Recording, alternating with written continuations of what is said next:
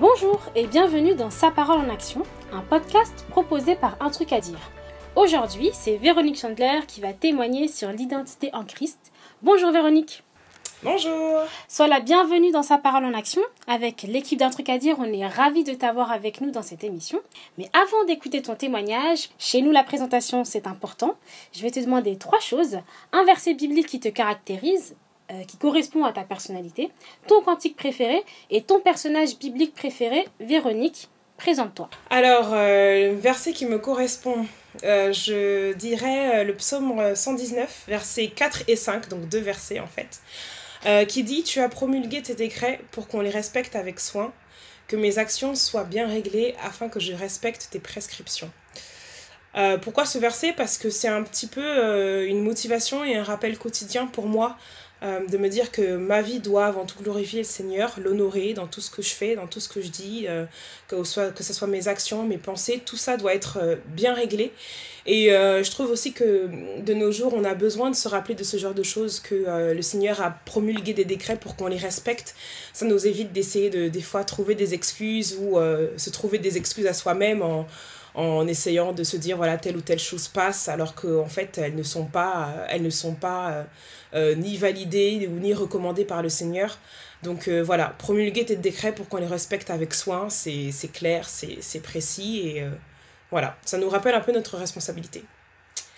Pour mon cantique préféré, là aussi c'est un petit peu difficile d'en choisir un, mais je choisirais Dieu Tout-Puissant. Tout simplement parce que pour moi, ce cantique, il rappelle qui est Dieu en fait, il déclare qui est Dieu. Et je trouve que c'est un très beau retour aux sources en fait, de se rappeler tout simplement qui est notre Dieu, de se rappeler en qui est-ce qu'on croit, de ce dont il est capable. Et voilà, c'est vraiment un cantique à chaque fois que je l'entends ou alors on le chante à l'église ou dans les soirées louanges, ça m'émeut toujours beaucoup parce que je me retrouve comme si je contemplais vraiment la gloire de Dieu à travers les paroles qui sont dites et à travers ses actions dans la création et tout ça. Donc voilà, ce serait Dieu Tout-Puissant. Et pour mon personnage biblique préféré, je choisirais Daniel. Alors pourquoi Daniel ? Parce que Daniel, c'est un jeune garçon qui a été séparé de sa famille très tôt, qui a été donc employé au service du roi. Et Daniel, malgré tout ce qui s'est présenté devant lui comme tentation, ou alors tous les choix qu'il a dû faire dès son très jeune âge, et il est toujours resté fidèle au Seigneur. Il n'a jamais accepté de faire des compromis, même quand sa vie était mise en danger. Il a été remarqué par des gens du palais qui s'interrogeaient sur son fonctionnement et le Seigneur, par la fidélité de Daniel, il a pu toucher aussi les cœurs de ces personnes-là. Donc voilà, Daniel pour moi c'est vraiment un exemple, c'est vraiment voilà, un exemple de persévérance et de foi et ça montre aussi que Dieu peut nous utiliser quand nous on lui reste fidèle. C'est excellent, vraiment Daniel, ça reste un personnage biblique que je trouve aussi fascinant dans la persévérance qu'il a eue, dans sa constance au niveau prière. Je trouve que c'est quand même un personnage biblique très intéressant. Merci beaucoup de t'être présenté à nous. Maintenant que l'on sait qui tu es, nous sommes prêts à écouter ton témoignage sur l'identité en Christ. La parole est à toi. Alors, ces derniers mois, la question de mon identité est souvent revenue dans mon esprit. Peut-être parce que la société d'aujourd'hui nous définit quand même beaucoup par le métier que l'on occupe ou alors par notre situation familiale, si on est marié, célibataire, veuf ou autre. Ce sont vraiment des choses qui reviennent souvent quand on demande à quelqu'un de se présenter.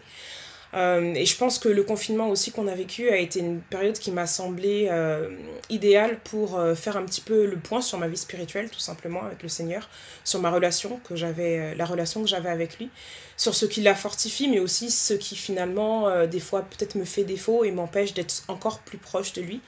Et j'ai donc repensé à cette question de l'identité en Christ parce que cette réflexion, elle date pas d'aujourd'hui en fait, ni de cette année, mais elle remonte à quelques mois auparavant.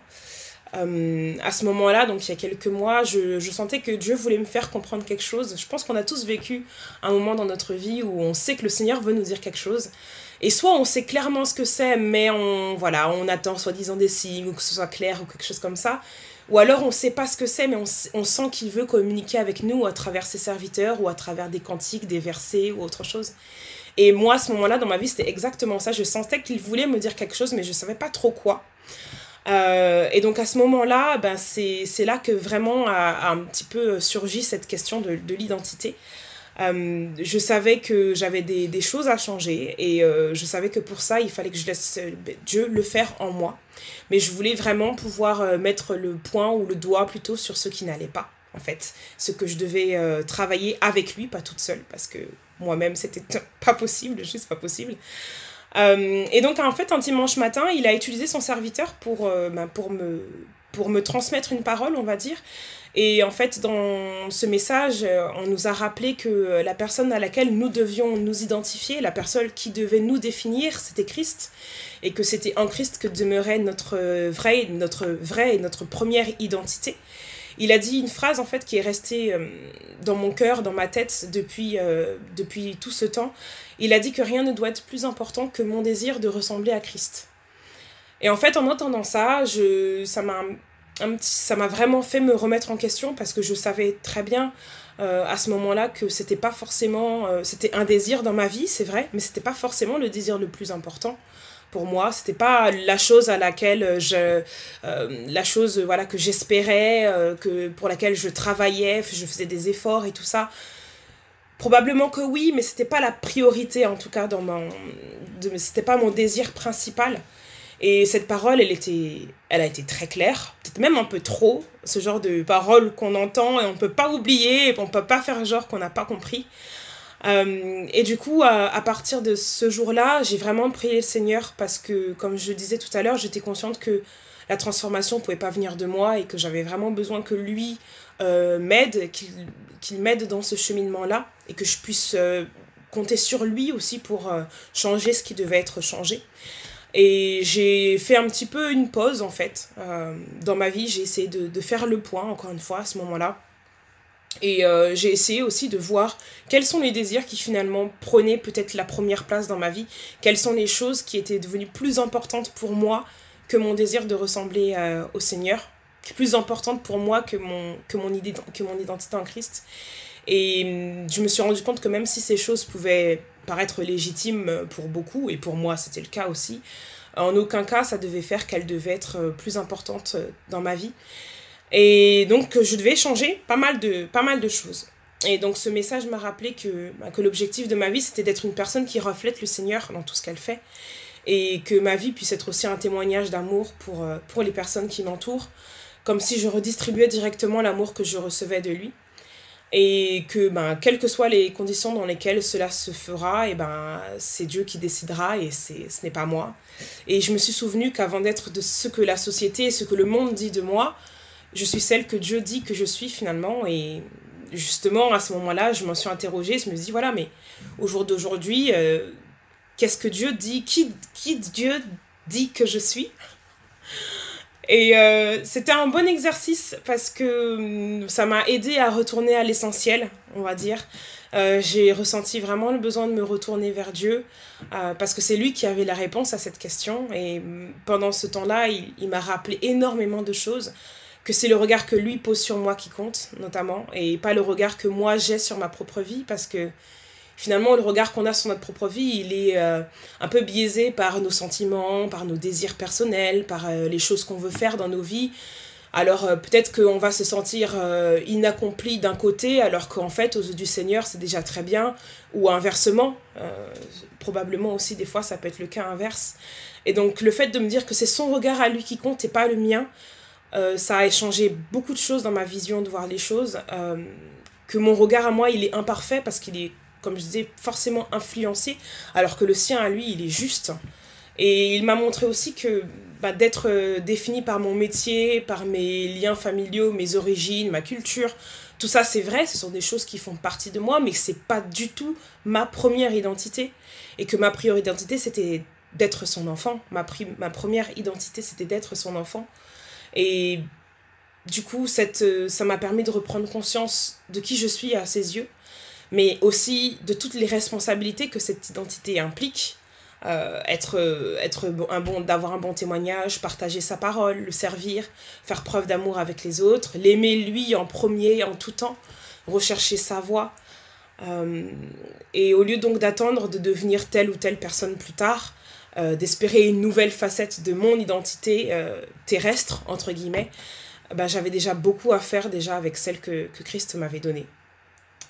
Voilà, donc c'était, on va dire que c'était, donc pendant le confinement, je me suis souvenue de tout ça, lorsque je méditais, lorsque je réfléchissais, que j'essayais de faire le point avec le Seigneur, et c'était un vrai encouragement pour moi de me dire que le Seigneur a déjà fait beaucoup, et qu'il attend aussi de moi beaucoup de par cette identité-là. Yes, j'ai beaucoup aimé ton témoignage, et moi j'avais une petite question à te poser. Tu as évoqué le fait que tu t'es posé la question qui dit-il que je suis? Et moi, je me demandais quelle réponse tu as trouvé à cette question. Véronique Chandler, qui es-tu selon Dieu? Alors, avant tout, en premier lieu, je suis son enfant. Ça, c'est quelque chose qu'on sait, quelque chose qu'on se répète peut-être, mais sans peut-être toujours peser vraiment les mots et tout ce que ça implique. Ça veut dire qu'il m'aime, ça veut dire qu'il a prévu de bonnes choses pour moi, ça veut dire qu'il connaît mes besoins bien mieux que moi-même, ça veut dire que il prévoit déjà ce qui va se passer dans ma vie, ça veut dire que il est là pour moi à chaque instant. Voilà, c'est pour moi la notion d'enfant, en fait, ça revêt tout un tas de très très belles choses.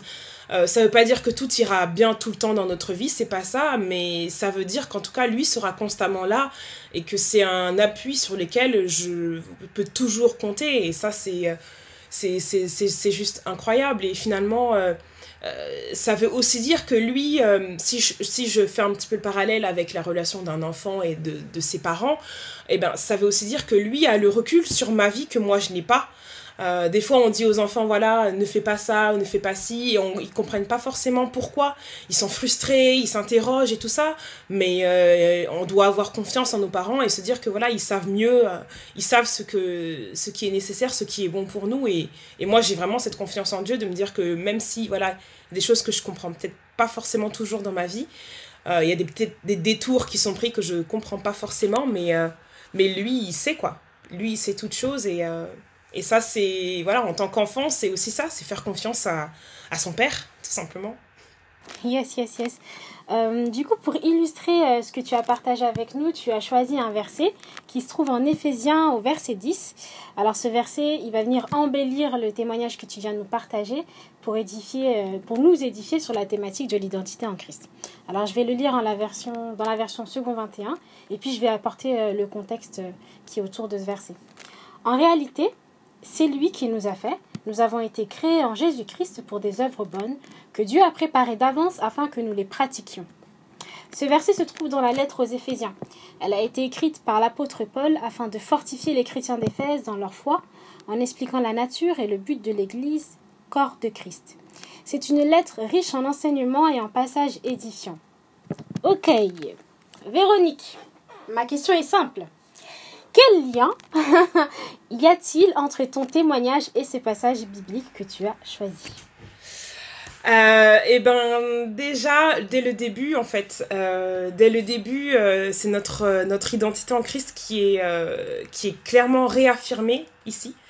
Par l'apôtre, vous avez été identifiés, enfin pour moi c'est... alors j'ai pas tout à fait la même version, mais en gros c'est ça, l'idée c'est ça, c'est lui qui nous a fait, nous avons été créés en Jésus-Christ. C'est clair, voilà, l'identité elle est clairement réaffirmée. Et moi ce qui fait aussi que j'ai principalement choisi ce verset, c'est aussi pour la suite, donc pour le début et pour la suite. On a été créés pour des œuvres bonnes que Dieu a déjà préparées d'avance afin que nous les pratiquions. Ça fait un petit peu écho finalement à ce statut d'enfant qu'on a auprès du Seigneur. Il a déjà préparé chaque chose pour nous, chaque chose qui viendront en leur temps, et que en tant qu'enfant de Christ, on doit vraiment faire confiance, lui faire confiance pour la suite, pour toutes ces œuvres bonnes que lui a déjà préparées, ne pas douter, essayer de ne pas s'inquiéter, parce que l'inquiétude c'est humain, mais il ne faut pas qu'elle nous submerge, il ne faut pas qu'elle devienne paralysante, la peur non plus. Et voilà, je trouve que ça résume assez bien en fait l'identité et les choses que Dieu a prévues pour nous de par cette identité qu'on a en lui en fait. Yes. Écoute, le podcast, ça y est, il touche à sa fin.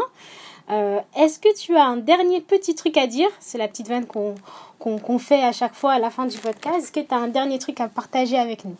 Je dirais que je pense qu'on a tous un moment où on se questionne un petit peu par rapport à ce que Dieu a prévu. On trouve peut-être que les choses ne vont pas assez vite ou même des fois qu'elles vont trop vite.